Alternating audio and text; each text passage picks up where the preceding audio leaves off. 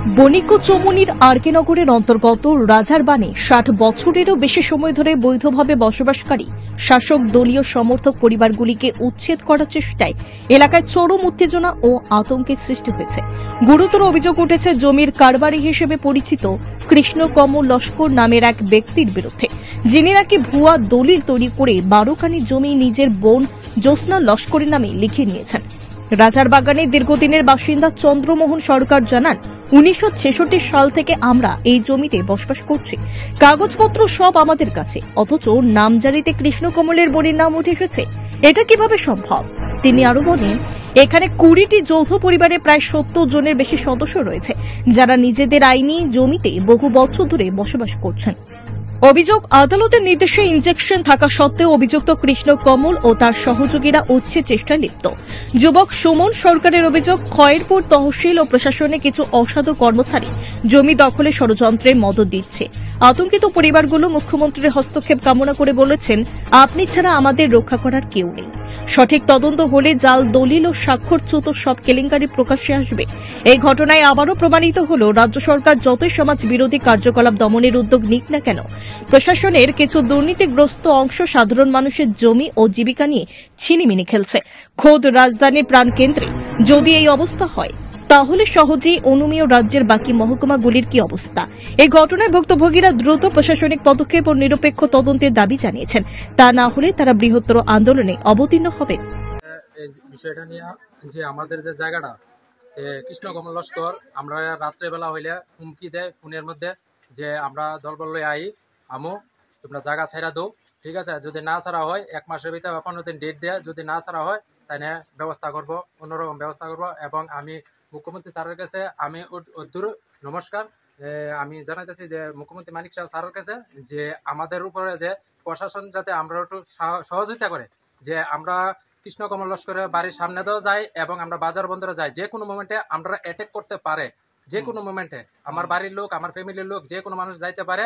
এবং আমি স্যারের কাছে আমি অনুরোধ মুখ্যমন্ত্রী স্যারের কাছে যে আমরা যাতে একটা প্রশাসনের থেকে যাতে আমরা যাতে কোনো একটা হেল্প করে, যাতে কোনো কিছু না হয় এবং আমরা অনেক কানে যাইতে পারি, আমরা উপরে অ্যাটাকটা যাতে না হয় বা এটা করতে পারে। আজকে আমি যে সোশ্যাল মিডিয়ার মাধ্যমে আইছি যে এটা দেখে ওরা অন্যরকম ব্যবস্থা স্টেপ নিতে পারে আমরার উপর, ঠিক আছে? তো আমি স্যারের কাছে এতটুকু অনুরোধ যে আমরা প্রশাসন থেকে যাতে আমরা হেল্প করা হয়, এতটুকু আমি চাই। যে স্যার আমি নমস্কার, আমি জানাচ্ছি যে আমার নাম সুমন সরকার, যে আমি এই কথাটা আমি রাখতেছি। স্যার দেখেন, আমার বাড়ি এসে বণিক চমুনির রাজারবান আরকে নগর, ঠিক আছে? আমার নাম হলো চন্দ্রমোহন সরকার। আচ্ছা, আমরা যা ৬৬ থেকে আমরা এই জায়গার মাঝে বাস করতেছি।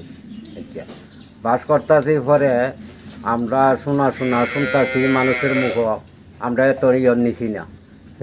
এই মুখে কৃষ্ণকমল করে একজন ছেলে, আমরা চিনিও না, আমরা জায়গা নামজারি করে লেছে।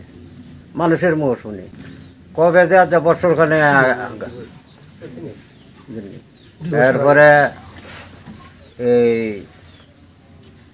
শুনি পরে এরপরে আমরা তদন্ত নিছি পরে হজ ছায়া দেখি কৃষ্ণকমলের নামে এই ১২ খানি জায়গা নামজারি করে লেছে। এরপরে আমরা কোর্টে কাছারিতে যাইতেছি, কেমনে এমন হয়েছে। কি কইরা আমার কাছে কাগজপত্র তৈয়া এই কি কইরা নামজারি করে। আমরা এখানে আছি আজ যা ৬৬ থেকে ধরেন না ৬০ বছর হই। এখানে আমরা ২০ পরিবার আছি, ২০ পরিবারের মাঝে ধরেন না লোক আছে ৭০-৭৫ জন, যৌথ ফ্যামিলি। কি কইরা ২ নম্বরই কইরা এইভাবে আমরা গরিব পাইয়া না, এইভাবে মানুষের নিয়ে অত্যাচার করে। প্রশাসনিক আধিকারী আমরা খয়েরপুর তহসিলে, তারা সবাই বেশিরভাগ তারা এই উঠালা করতেছে। আপনার ডিসিএম দইরা আমরা কেউ কোনো সহযোগিতা করে না। আপনি কি খুঁজছেন বিশুদ্ধ পানীয় জল? তাহলে আজই বেছে নিতে হবে অত্যাধুনিক প্রযুক্তি ও পরীক্ষা নিরীক্ষার মাধ্যমে প্রস্তুতকারী পানীয় জল একমি। বিশুদ্ধ জলে সুস্থ জীবনের মূল চাকাঠি। Acme packaged drinking water. Bureau report, news Tripura 24।